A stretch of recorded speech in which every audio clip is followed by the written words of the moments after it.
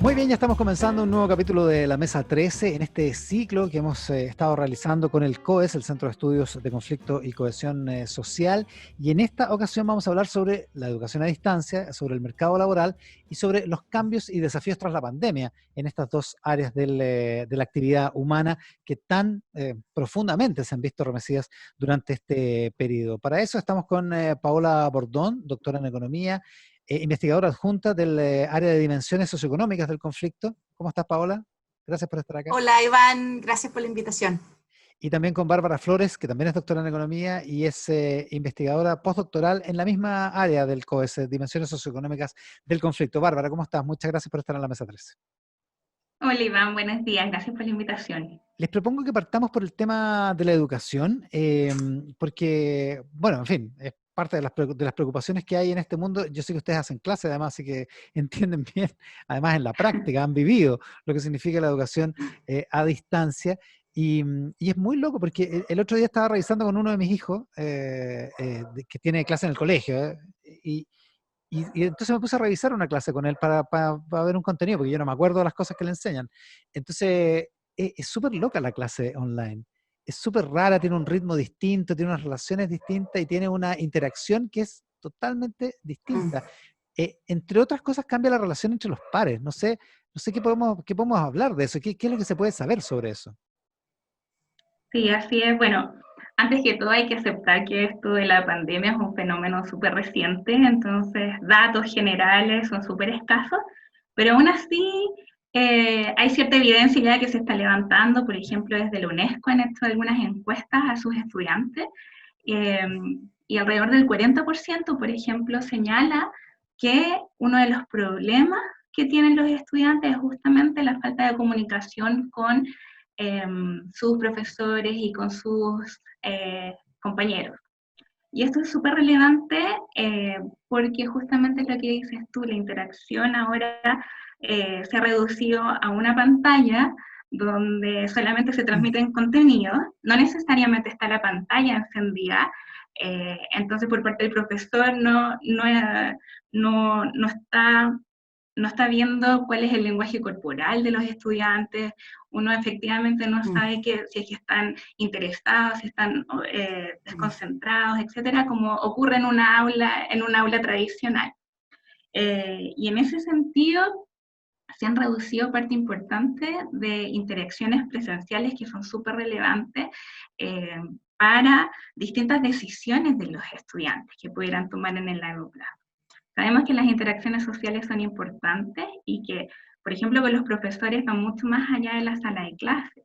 En educación superior, por ejemplo, las conversaciones después de las clases, en los pasillos, en los horarios de oficina, hay mucha interacción social que se pierde. Y a nivel escolar, también muchos profesores, sobre todo en sectores vulnerables, son un inspirador para los estudiantes que va mucho más allá de la clase de transmisión de contenido. Entonces, en ese sentido es importante eh, tomar medidas como para fomentar otro tipo de interacciones que van mucho más allá de la clase y la entrega de contenido. Vaya desafío, Paola, ¿no? Tomar medidas como para subsidiar lo que está faltando en la sala de clase. ¿Qué tipo de medidas se pueden tomar? ¿Qué tipo de subsidios puede haber? Mira, sí, ese es un desafío muy importante porque finalmente es cómo nivelamos el contexto entre estudiantes y condiciones entre docentes. O sea, aquí empezamos con la conexión a Internet, los dispositivos, el espacio adecuado, dónde estudiar, los horarios, ¿te fijas? Entonces, adaptar estos instrumentos de evaluación primero. O sea, ¿qué es lo que vamos a medir? ¿Qué es lo que estamos aprendiendo? Estamos desarrollando distintas habilidades. O sea, está todo el desafío de el primer año, primero básico, están aprendiendo a leer o no. Están aprendiendo otras habilidades. Entonces, también creo que uno de los desafíos importantes es ese. Y desde el punto de vista de educación superior, los estudiantes, lo más importante quizás es la autorregulación. Es decir, una encuesta de la Universidad de Chile a los estudiantes, ¿no es cierto?, indicaba que el 91% de los estudiantes decía que la mayor preocupación era la organización del tiempo. O sea, cómo cumplir con todos los compromisos, con las clases remotas. Los tiempos son más difusos. porque ahora como que todos los días se nos perdió un poco la rutina o todos los días son rutinarios. Claro, claro. Eso finalmente genera no solo, digamos, temas de salud mental, sino que además es una presión, tengo que cumplir, a qué hora. Entonces, y además no tengo interacción con mis profesores, con mis compañeros. Y eso, como contaba la Bárbara, justamente es lo más complejo y lo que hoy día estamos valorando más de educación superior. Y de educación media y básica también. O sea, en el fondo es compartir con mis pares, aprender de mis pares. No solo aprendemos los profesores, yo también aprendo de mis compañeros. Y eso hoy día se hace cada vez más difuso, más confuso. ¿A qué hora nos conectamos? Entonces eso hace que sea mucho más complejo esto. Y las instituciones, sobre todo, tienen que ser también mucho más empáticas. O sea, en términos de horario, hay que flexibilizar cómo evaluamos. O sea, los que hacemos clases, yo daba una prueba y estaban ahí sincrónicos, digamos, ¿no? Ahora tengo que enviar para la casa, son trabajos, cómo mido habilidades, hay preocupación a veces por la copia de los estudiantes. Lo que uno quiere evaluar son competencias. Entonces, a veces, ¿cómo evaluamos esas competencias? Y además, desde el punto de vista de educación superior, quiero aprovechar de decir que también es una oportunidad, pero también hay más competencia, porque hoy día, si yo puedo entregar educación online, también puedo aprenderlas de universidades en Estados Unidos, en Europa, por lo tanto, ¿qué tan competitivas son nuestras instituciones? Claro que sí. Entonces, ahí hay otro desafío. Un Sí, desafío sí, inesperado, probablemente. absolutamente. Bárbara, ¿se puede enseñar lo mismo a distancia que en un currículum en un currículum presencial, por decirlo así, o es una utopía tratar de enseñar lo mismo y hay que enseñar otras cosas, así como hay que evaluar de otra manera? Mira, es difícil generalizar, porque obviamente todo depende de la rama que se está estudiando, especialmente en educación superior. Nosotros creemos que en ciencias sociales sí se puede aprender lo mismo. Todas esas carreras donde están basadas más en leer, en investigar, la economía, la sociología, antropología, efectivamente sí se puede enseñar ciertos contenidos clave a distancia. Pero, por ejemplo, en las ciencias, donde se requiere el uso de laboratorios, medicina, odontología, hay habilidades y competencias que necesariamente se aprenden y se desarrollan de manera presencial. Entonces, al final el efecto de la educación a distancia le pega distinto al sector Claro. al cual queremos analizar.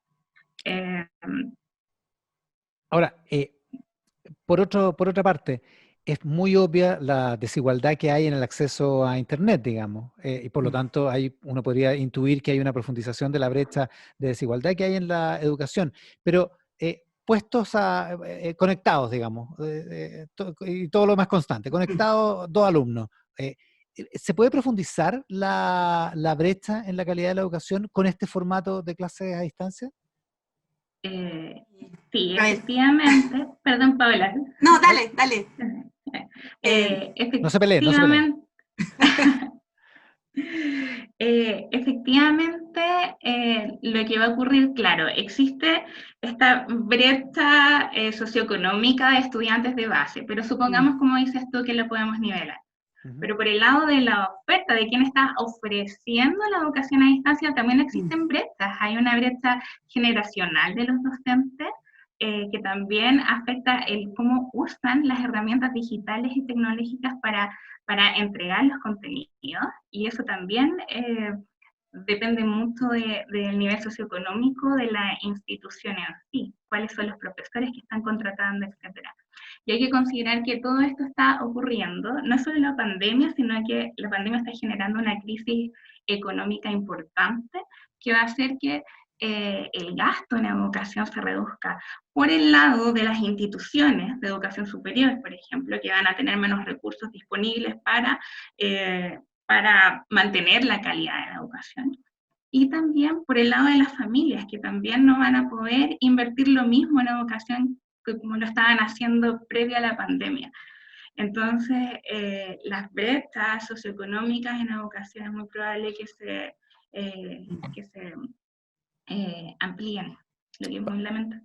Paola, ¿tú ibas a decir algo antes que cambiemos de tema? Porque me quiero cambiar al tema del mercado laboral también. Sí, sí, solo un poco para profundizar un poco en lo que decía Bárbara y poner que, claro, aquí hay instituciones básicas, ¿no es cierto?, donde los profesores han tenido que ser creativos, algunos más que otros, pero también es distinto cuántos alumnos tienes conectados, o sea, eso también te puede generar ciertas brechas en términos de que en algunos casos algunos alumnos, aunque estén recibiendo, ¿no es cierto?, la misma instrucción, están con sus padres versus Claro, que no están. Entonces, claro. me quedo dormido. Entonces, efectivamente yo puedo entregar ciertos conocimientos, puedo entregar ciertas competencias, pero otra cosa es que se absorba de la misma manera. Y ahí efectivamente puede ser que estemos aumentando la brecha y que es lo que le preocupa, por ejemplo, al ministerio, y por lo tanto a veces se ve como que estuviera apurando el regreso a clase.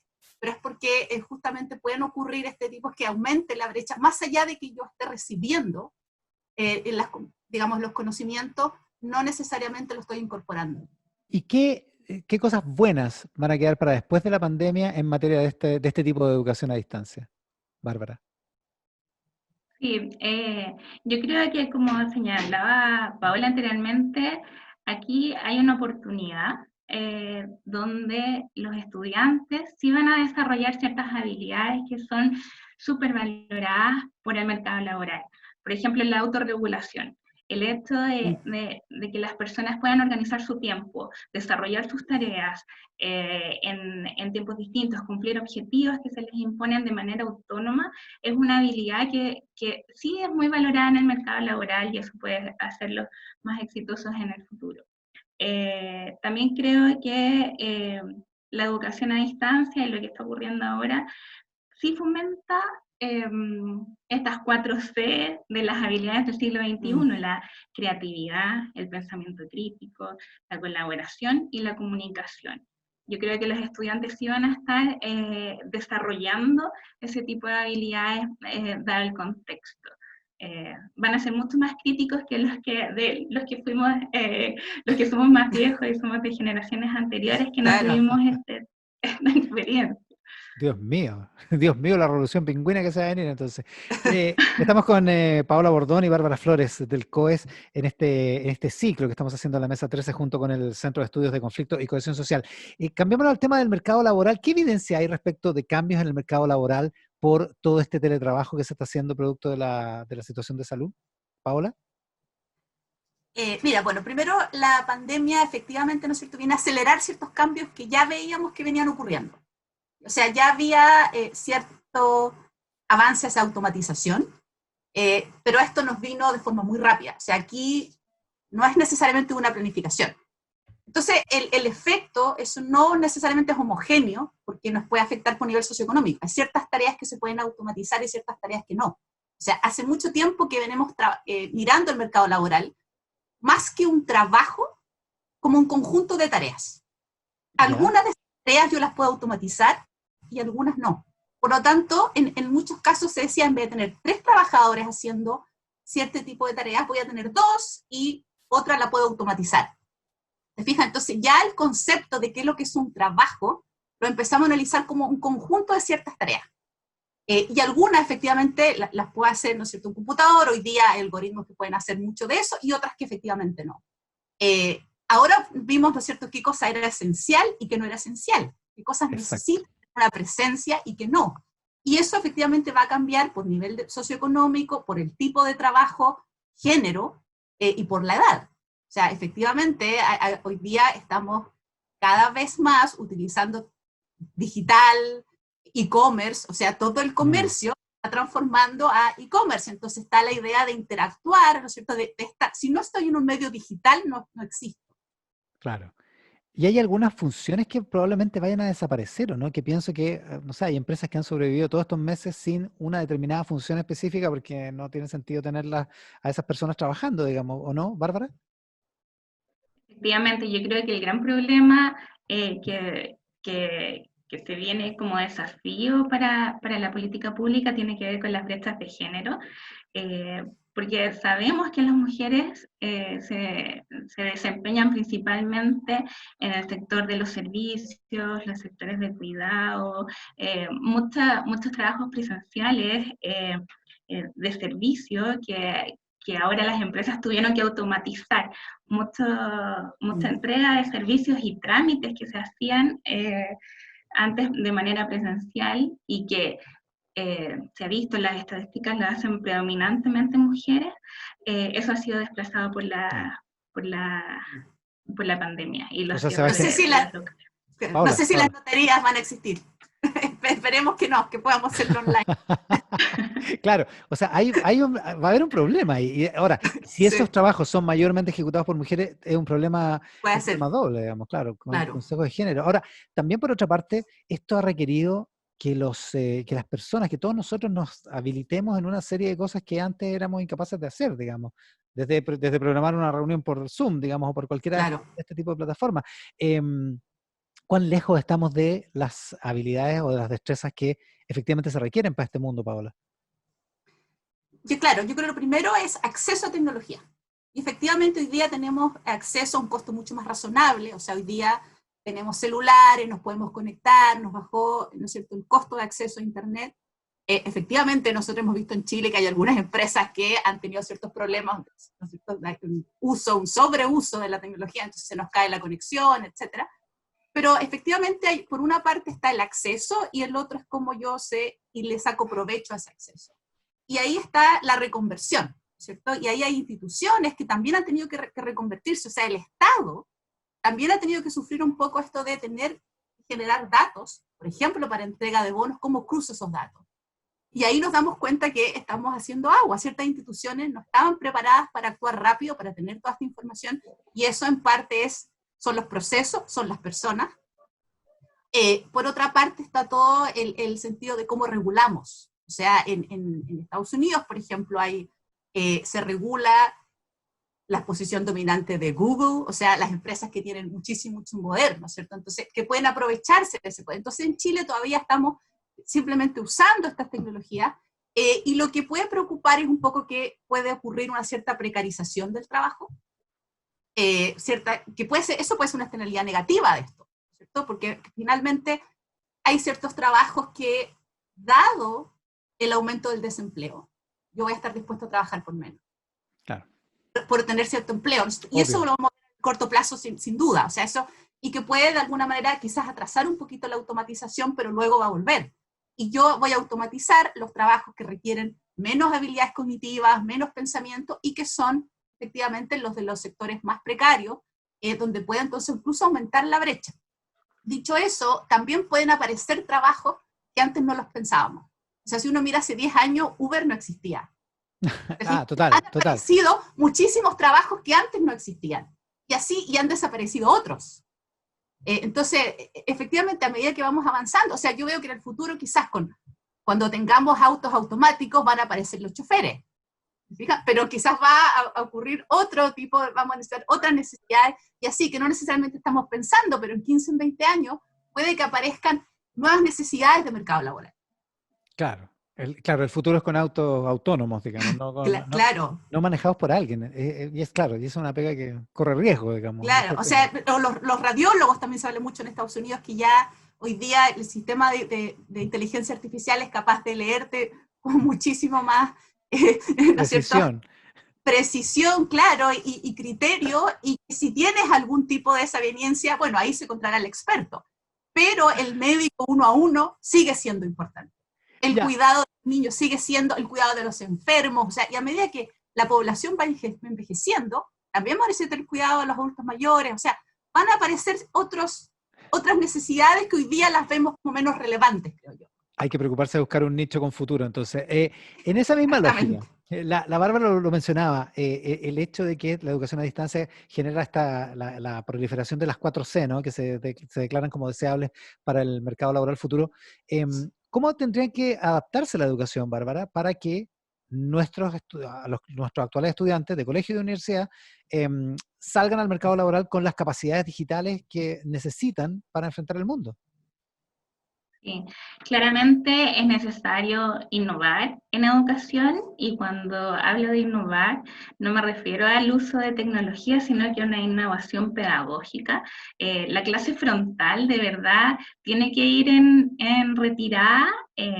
el análisis el análisis crítico por parte de los estudiantes desde nivel escolar, de preescolar hasta educación superior, se desarrolla en base a proyectos, a la experiencia. Cuando los estudiantes son realmente protagonistas de su aprendizaje, es cuando mejores resultados tienen en educación. Y en ese sentido, las instituciones de educación tienen que tomar este